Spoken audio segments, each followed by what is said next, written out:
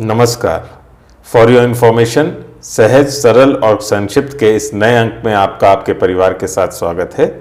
आइए नजर डालते हैं आज की उन सुर्खियों पर जो हमारे और आपकी जानकारी के लिए जरूरी हैं। पहले राष्ट्रीय खबरों पर एक नजर। यूक्रेन के राष्ट्रपति व्लादिमीर ज़ेलेंस्की के बाद पीएम मोदी ने रूस के राष्ट्रपति व्लादिमीर पुतिन के साथ बातचीत की है। दोनों नेताओं के बीच करीब 50 मिनट तक बातचीत हुई। मोदी और पुतिन ने यूक्रेन के ताजा हालात पर बातचीत की। राष्ट्रपति पुतिन ने यूक्रेन और रूसी टीमों के बीच वार्ता की स्थिति के बारे में पीएम मोदी को जानकारी दी। उधर पीएम मोदी ने इस बातचीत के दौरान पुतिन से ज़ेलेंस्की से बात करने का आग्रह किया।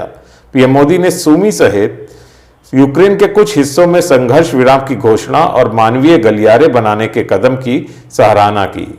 मोदी ने सूमी से भारतीय नागरिकों को जल्द से जल्द सुरक्षित निकालने पर जोर दिया।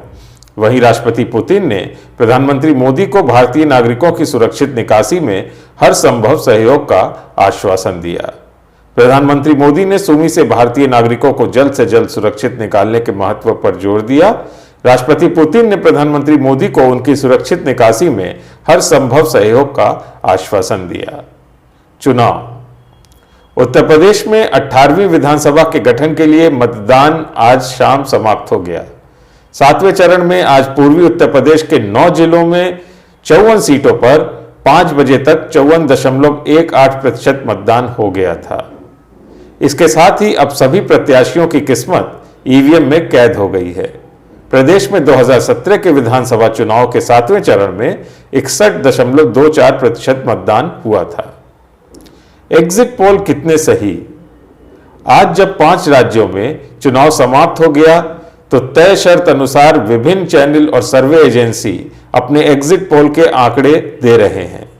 इस वक्त आप किसी भी न्यूज टीवी चैनल पर नजर डालें तो आपको सरकार बनती और गिरती दिख जाएगी और साथ ही में विश्लेषक बैठे होंगे जो अपने अपने तर्कों से उसको सही या गलत के मापदंड में तौल रहे होंगे। पर बड़ा सवाल यह कि एग्जिट पोल कितने सही होते हैं। पिछले पश्चिम बंगाल के चुनाव में अधिकांश एग्जिट पोल में भाजपा को 100 से ज्यादा सीटें मिलने का अनुमान जताया गया, लेकिन उसे 77 सीटें ही मिली। बिहार विधानसभा चुनाव में ज्यादातर एग्जिट पोल में राजद और कांग्रेस गठबंधन को तरजीह दी, लेकिन नतीजे उलट आए। इसी तरह हरियाणा और महाराष्ट्र में भी अधिकांश एग्जिट पोल सही नहीं निकले। हालांकि दिल्ली विधानसभा चुनाव में अधिकांश एग्जिट पोल चुनाव नतीजों के करीब नजर आए। वैसे 10 मार्च को सब साफ साफ नजर आ जाएगा। अंतर्राष्ट्रीय खबरों पर एक नजर। यूक्रेन में जारी युद्ध में रूस पर आम नागरिकों को निशाना बनाने का आरोप लग रहा है। हालांकि दूसरी ओर रूस ने आम नागरिकों को निशाना बनाने के आरोपों से इनकार किया है। इन आरोपों के बाद रूस पर संभावित युद्ध अपराध के मामले में जांच शुरू हुई है।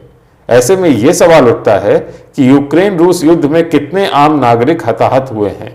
यह युद्ध अपराध क्या है? किस अंतर्राष्ट्रीय कानून के तहत यह आरोप तय किया जाता है?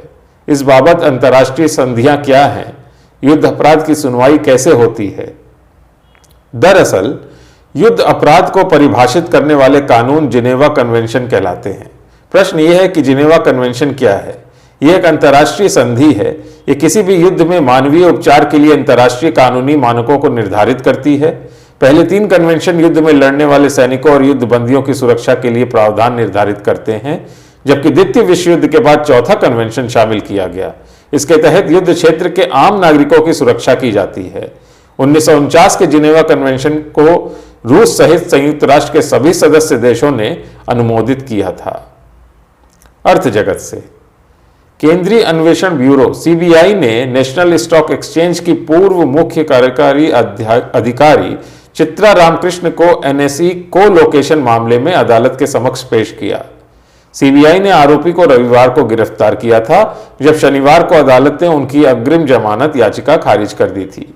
सीबीआई ने हाल में मामले में रामकृष्ण से पूछताछ की थी। इससे पहले आयकर विभाग ने मुंबई और चेन्नई में रामकृष्ण से जुड़े विभिन्न परिसर पर छापा मारा था। रामकृष्ण भारतीय प्रतिभूति एवं विनिमय बोर्ड सेबी के रडार पर कई वर्षों से थी। खेल जगत से। टोक्यो पैरा ओलंपिक के चैंपियन प्रमोद भगत ने स्पेन के विटोरिया में चल रहे Spanish para badminton international tournament में तीनों वर्ग में स्वर्ण पदक जीता है। विश्व रैंकिंग में चौथे स्थान पर काबिज सुकांत कदम ने 1 स्वर्ण और 1 रजत पदक जीता। Good to know. Good to know में आज चर्चा करेंगे रविवार की छुट्टी के विषय में।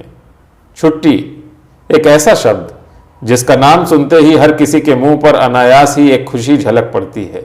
खुशी हो भी क्यों ना, भागदौड़ भरी इस जिंदगी में छुट्टी किसे नहीं प्यारी होती, लेकिन एक छुट्टी है जो शायद किसी कारण नहीं आती, रविवार की छुट्टी। जी हाँ, रविवार की छुट्टी का इंतजार तो सबको रहता है और रविवार के दिन किए जाने वाले कामों की लिस्ट पहले ही तैयार कर ली जाती है। पर यह रविवार की छुट्टी आई कहां से, सोचा है कभी? नहीं सोचा तो कोई बात नहीं, आज हम आपको रविवार की छुट्टी का इतिहास बताने वाले हैं। आज ही के दिन यानी 7 मार्च के दिन रविवार को राजकीय विश्राम का दिन घोषित किया गया था। रोमन सम्राट कॉन्स्टेंटाइन प्रथम ने 321 में रविवार को राजकीय विश्राम का दिन घोषित किया, जो ईसाई मान्यताओं के अनुरूप था। भारत में रविवार की छुट्टी श्री मेघाजी लोखंडे के प्रयास से हुआ। भारत पर अंग्रेजों का शासन था और उनके जुल्म दिन पर दिन बढ़ रहे थे। इस समय सबसे ज्यादा दयनीय हालत थी मजदूरों की, जिन्हें लगातार 7 दिन काम करना पड़ता था और उनको अवकाश नहीं मिल पाता था। 10 जून 1890 को श्री मेघाजी लोखंडे का प्रयास सफल हुआ और अंग्रेजी हुकूमत को रविवार के दिन सबके लिए अवकाश घोषित करना पड़ा। श्री मेघाजी लोखंडे के इस प्रयास को सम्मान देने के लिए 2005 में उनके नाम का डाक टिकट भी जारी किया गया था। इतना ही नहीं, दोपहर में आधे घंटे खाना खाने के लिए छुट्टी देने का प्रयास भी उन्हीं के प्रयासों से मिला था। आज के लिए बस इतना ही। अपना और अपने परिवार की सेहत का बहुत ख्याल रखिएगा। शुभ रात्रि।